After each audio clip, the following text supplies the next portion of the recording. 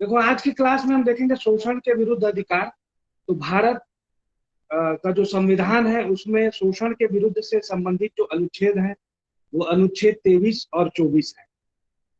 अगर फॉर्मूला याद होगा तो 25, 42, 43 और 44 वाला। तो ये वाला ये जो पार्ट है ये है शोषण के विरुद्ध अधिकार वाला। तो इसमें दो अनुच्छेद हैं। पहले संवैधानिक उपबंध जो है वो देख लेते हैं कि अनुच्छेद 23 जो है मानव के दुर्व्यापार और बलात्श्रम का प्रतिषेध। तो ये दो पद देखिएगा, मानव के दुर्व्यापार, बलात्श्रम का प्रतिषेध। तो ये तीसरा पद है का प्रतिषेध वाला। और अनुच्छेद 24 जो है वो बताता है कारखानों आदि में बालकों के नियोजन का प्रतिषेध।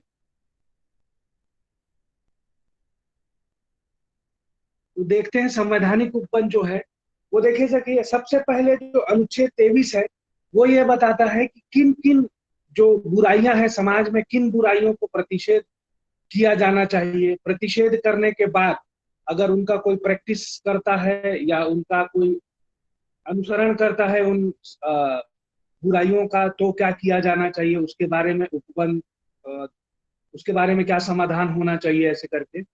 और राज्य जो है उसमें राज्य का क्या योगदान होगा, इन सब चीजों के बारे में क्या उपबंध होना चाहिए। तो इन्हीं का जो उत्तर है, इन प्रश्नों का जो उत्तर है वो आपको अनुच्छेद 23 में मिलेगा। तो देखिए, अनुच्छेद 23 जो है वो मानव के दुर्व्यापार और बलात्श्रम का प्रतिषेध करते हैं। तो यहाँ पे देखिए कि जो अनुच्छेद 23 है वो दो खंडों में विभाजित है। तो जो पहला खंड है वो बोलता है कि मानव का दुर्व्यापार, जो शीर्षक में दिया गया था, बेगार और इसी प्रकार के अन्य बलात्श्रम। तो जो पद है मानव का दुर्व्यापार, बेगार, इसी प्रकार के अन्य बलात्श्रम जो है प्रतिषिद्ध किया जाता है। ठीक है। तो कौन कौन सी सामाजिक बुराइयां थी या जिनसे शोषण होता था कमजोर वर्गों का? तो मानव का दुर्व्यापार, बेगार और इसी प्रकार के अन्य बलाश्रम, इन सबको प्रतिषिद्ध कर दिया गया है।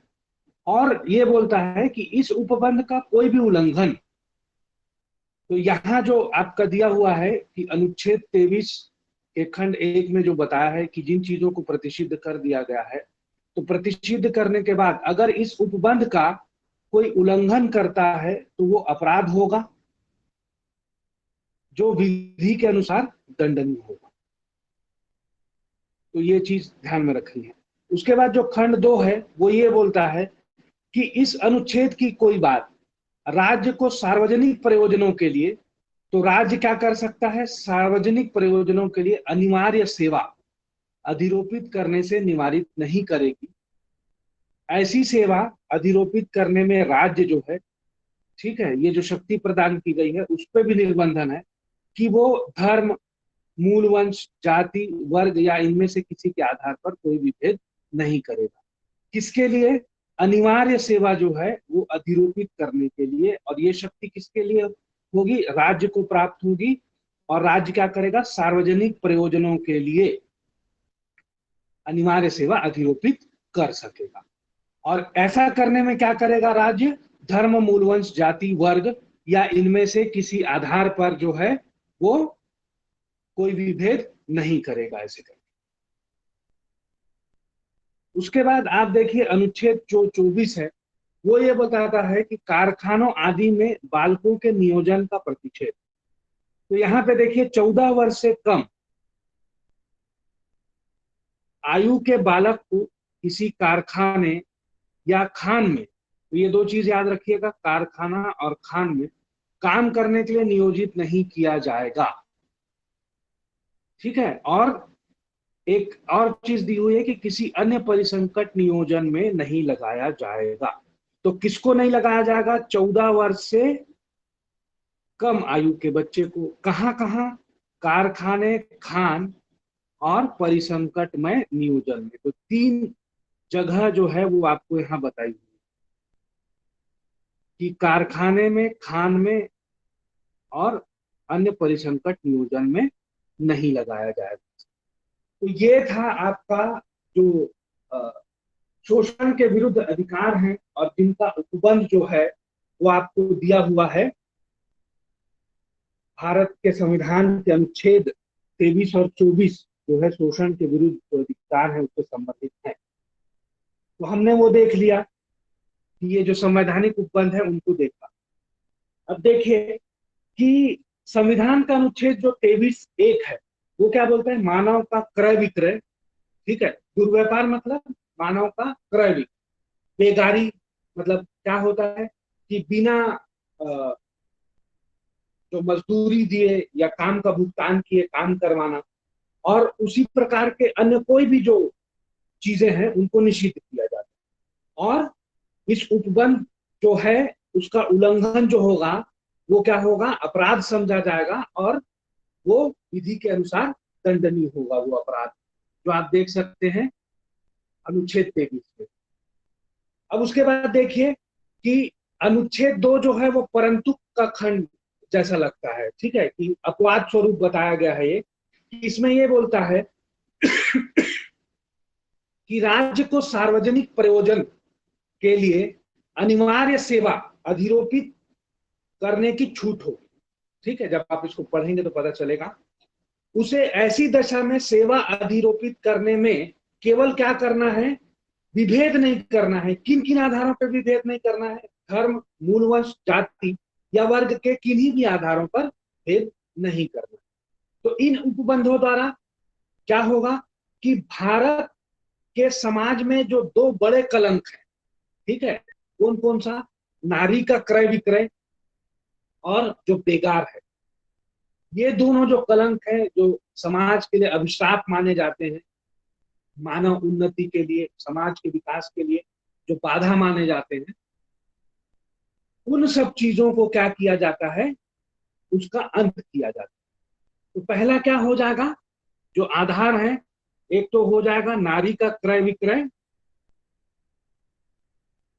और दूसरा जो है आपका बेगार। मतलब ये सारांश रूप में बोला जा रहा है ना, इसमें जैसे नारी का क्रय विक्रय ही नहीं है, मानव का दुर्व्यापार पूरा जो है वो सभी चीजें सम्मिलित है। अब ये दोनों कुरीतियां जो है वो भारतीय समाज में बहुत लंबे समय से चली आ रही। इन कुरीतियों में से स्त्रियों और बच्चों का वस्तुओं की भांति जो क्रय विक्रय है वो शामिल है ना। इसके साथ ही क्या है, स्त्रियों और बच्चों का अनैतिक व्यापार जो होता है, इसी प्रकार के अन्य प्रयोजनों के लिए भी प्रयोग में शामिल करना भी वो इंक्लूड करता है। अब अनुच्छेद 23 का संरक्षण जो है वो भारतीय नागरिक और अनागरिक दोनों को प्राप्त है, ठीक है। तो आप यहां ध्यान दीजिएगा कि जो अनुच्छेद 23 है वो नागरिकों को भी है और अनागरिकों को भी है, ये दोनों को ये जो संरक्षण है वो प्राप्त है। अब इससे संबंधित एक केस है, आप People's Union for Democratic Rights नोट करना चाहें तो कर लीजिएगा। People's Union for Democratic Rights versus Union of India, ये 1982 का case. People's Union for Democratic Rights, इस मामले में उच्चतम न्यायालय ने अभी निर्धारित किया कि अनुच्छेद 23 जो है वो केवल बेगार को ही नहीं बल्कि सभी प्रकार के बलपूर्वक, ठीक है, सभी प्रकार के बलपूर्वक जो कार्य हैं उनको वर्जित करता है, क्योंकि इससे मानव की गरिमा तथा प्रतिष्ठा पर आघात पहुंचती है, ठीक है। तो बलपूर्वक आप अगर किसी को कार्य कराते हैं तो क्या होता है कि मानव की गरिमा और प्रतिष्ठा आघातित होती है। अनुच्छेद 23 जो है वो बलात् श्रम और बेगार में अंतर स्थापित नहीं करता, ठीक है। तो अनुच्छेद 13 के लिए क्या है, बलात् श्रम जो है ना, और बेगार, इसमें कोई अंतर नहीं है।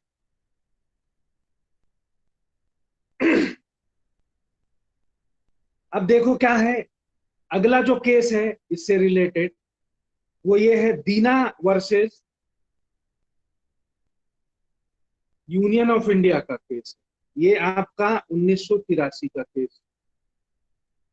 तो इस केस में क्या हुआ था कि उच्च जो सुप्रीम कोर्ट है उसने ये अभी निर्धारित किया कि उचित पारिश्रमिक दिए बिना कैदियों से काम कराना जो है बलात्श्रम।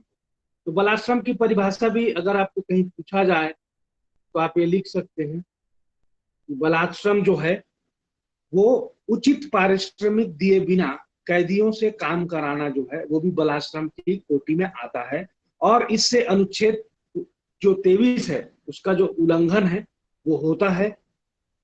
कैदियों को अपने काम के लिए उचित मजदूरी पाने का हक होता है कैदियों को भी, और न्यायालय को उनके दावे को प्रवर्तित करने का कर्तव्य है। तो न्यायालय का एक कर्तव्य बनता है कि वो उनके जो हक हैं, उनके दावे हैं, उनको क्या करे, प्रवर्तित कराए। तो प्रवर्तन से आप क्या समझते हैं? प्रवर्तन का तात्पर्य होता है कि न्यायालय जो है, न्यायालय में जाके आप उसको लागू करवा सकते हैं। तो उसको जो हम विधिक भाषा में बोलते हैं प्रवर्तन करा। ठीक है। अब इसी से संबंधित एक केस और देखते हैं, नीरज चौधरी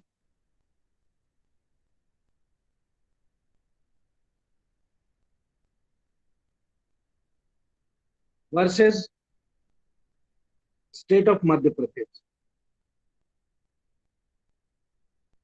ये केस है आपका 1984। ठीक है। तो इसमें यह बताया गया था कि bonded labour system abolition act जो है 1976 का के अधीन जो सरकार होती है, गवर्नमेंट होती है, उसका कर्तव्य केवल बंधुआ श्रमिकों को मुक्त कराना ही नहीं है, उनके पुनर्वास की उचित व्यवस्था भी करना है, जिसके अभाव में वे फिर से शोषण के शिकार हो सकते हैं। तो उक्त अधिनियम का कार्यान्वयन न करना जो है, ठीक है, अगर सरकार जो है इस एक्ट का अगर क्रियान्वयन नहीं करती है तो ये भी अनुच्छेद 23 का उल्लंघन माना जाएगा। ठीक है। तो ये जो एक्ट का नाम था वो क्या था? Bonded labour system abolition act 1976। तो इसका भी क्रियान्वयन अगर आप सही तरीके से नहीं कराओगे तो वो क्या होगा? अनुच्छेद 23 का उल्लंघन समझा जाएगा।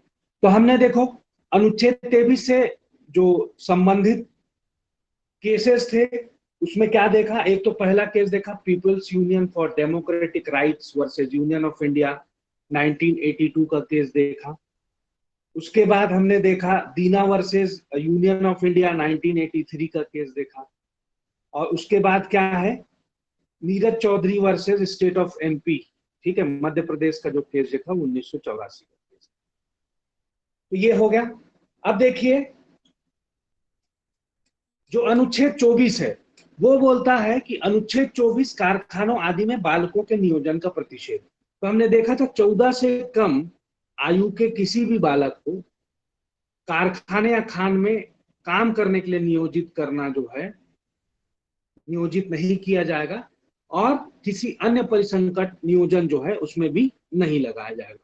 तो जो जगह कहाँ कहाँ है? कारखाना, खान और अन्य परिसंकट में नियोजन में।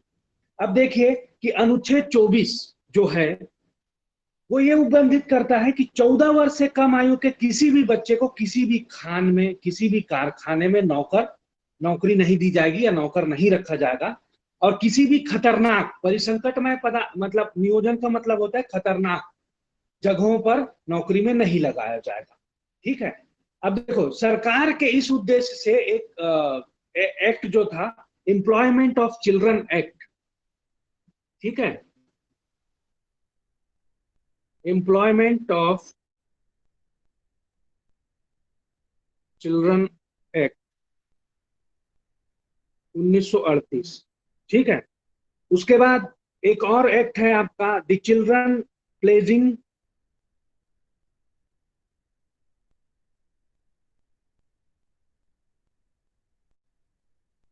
ऑफ लेबर एक्ट,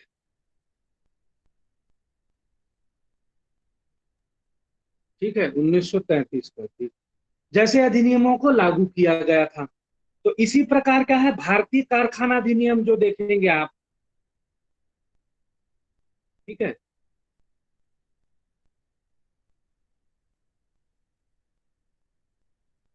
ये 1948।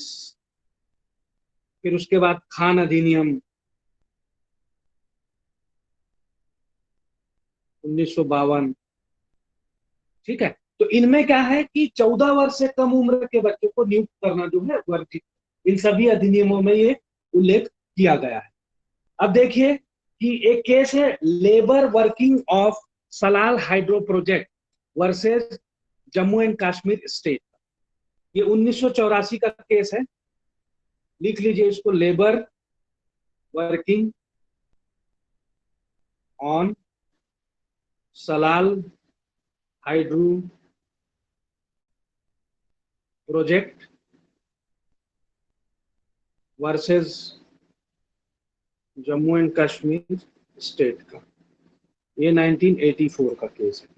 इसमें जो सुप्रीम कोर्ट ने है वो डिसाइड किया कि निर्माण कार्य जो है, ठीक है, ये क्या है, एक जोखिम वाला कार्य, मतलब परिसंकटमय नियोजन है ये निर्माण कार्य। तो इसमें 14 वर्ष से कम आयु के जो बालक हैं उनको नियोजित नहीं किया जा सकता है, ये निर्माण कार्य लिखित है। उसके बाद एक और केस है आपका MC Mehta versus state of Tamil Nadu का।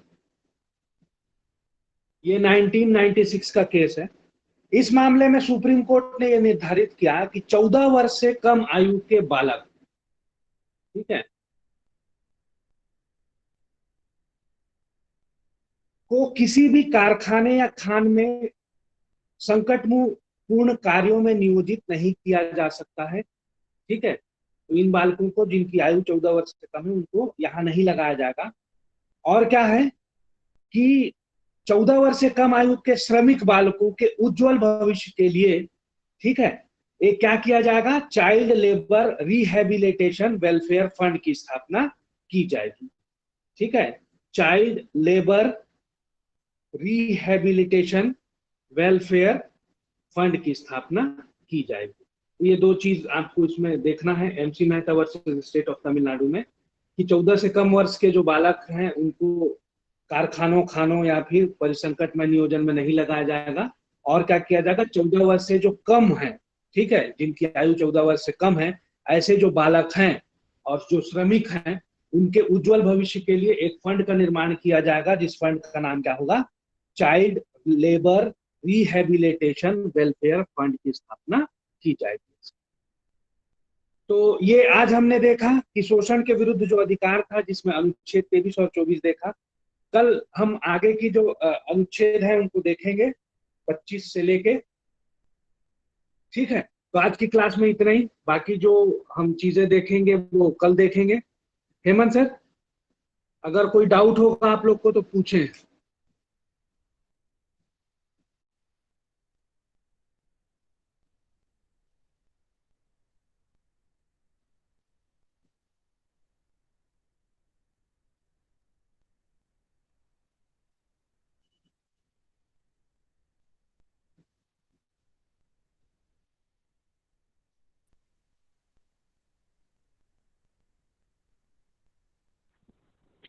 सर हाँ सर आप ट्रिक बताने वाले मतलब आप जो बताया संख्या शोषण और बाकी चीज के लिए, वो ट्रिक एक बार रिपीट करेंगे क्या सर?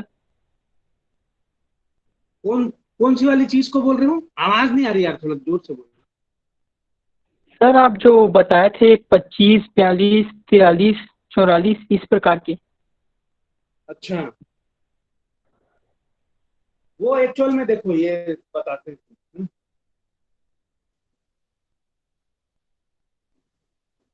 वो क्या है कि जो मूल अधिकार दिए हुए हैं ना, ठीक है, तो कौन से मूल अधिकार में कितने अनुच्छेद हैं उनको याद करने का एक तरीका है वो। ठीक है, जैसे देखो यहाँ जो चीज है वो लिखनी है आपको, जैसे 25 है ना, 42, 43 और 44। ठीक है, तो यहाँ जो चीज है वो देखो कि पहला जो चार है उसमें एक बार मार्क करना है। ठीक है, उसके बाद जो यहाँ पे है 3 में नीचे बार मार्क करना है। ठीक है, और ये 4 को राउंड करना है, और ये लास्ट वाले 4 में जो है वो नीचे बार मार्क करना है। ठीक है, तो यहाँ पे जो देखो, ये जो 2 है इसमें परिभाषा दी गई है 12 13 ऐसे करके, है ना। उसके बाद जो 5 है उसमें आगे से चालू करोगे तो 14 15 16 17 और 18, ये जो है वो समता का अधिकार है। ठीक है, उसके बाद ये जो है वो स्वातंत्र का अधिकार है ना। आगे चालू करोगे 19 20 21 और 22, उसमें ऊपर बार लगा हुआ है इसलिए यहाँ पे 21A लगा हुआ है। ठीक है, उसके बाद जो शोषण के विरुद्ध अधिकार है वो यहाँ पे दिया हुआ है आपका। ठीक है, उसके बाद क्या है, धर्म की स्वतंत्रता का है, ये वाला जो भाग है वो धर्म की स्वतंत्रता वाला भाग। ठीक है, 4 अनुच्छेद हैं, 25 26 27 और 28। ठीक, उसके बाद संस्कृति और शिक्षा संबंधी अधिकार है, तो ये आगे जब चालू करोगे आप तो क्या हो जाएगा, 29, है ना, 30 और 31। तो यहाँ पे नीचे बार मार्क है इसलिए ये जो है वो निरसित हो गया है। ठीक है, और उसके बाद ये जो 4 है आगे, इसको छोड़ दो अभी, ये राउंड वाले को, है ना। ये आगे जो 4 है उसमें क्या करना है आपको, आगे नेक्स्ट करना है। तो ये जो चालू होगा आपका वो कहाँ से चालू होगा, 32, है ना, 33 34 और 35। तो 35 के भी लास्ट में बार है, मतलब ये भी निश्चित हो गया है। अब ये जो राउंड वाला है ये क्या है कि जहां से चालू हुआ है, ठीक है, ये वाला जहां निश्चित हुआ था उसके, ये 31A 31B 31C और 31D, ये अनुच्छेद है इसका। ठीक है, तो ये जो है वो तुम्हारा क्या है, संवैधानिक उपचारों का अधिकार आता है, और ये जो है कुछ विधियों की व्यावृत्तियों से संबंधित है। ठीक है, आया समझ में। जी सर। तो वो याद करने में क्या है, थोड़ा मतलब बहुत जल्दी याद हो जाता है, जो फिगर है 25 42 43 44 ऐसे कर, बस वो जो मार्क करना है, बार मार्क करना है, जो राउंड करना है उसको याद रख लेना बस। और बच्चों को,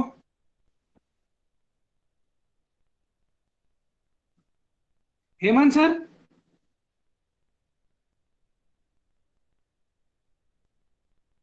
हाँ सर, वो थोड़ा सा एरर आ गया है, देखो आपकी तरफ से हाँ, बंद हो जाए तो। अच्छा, तो और कोई डाउट है बच्चों तो बताओ, फिर नहीं तो क्लास बंद करें। नहीं सर।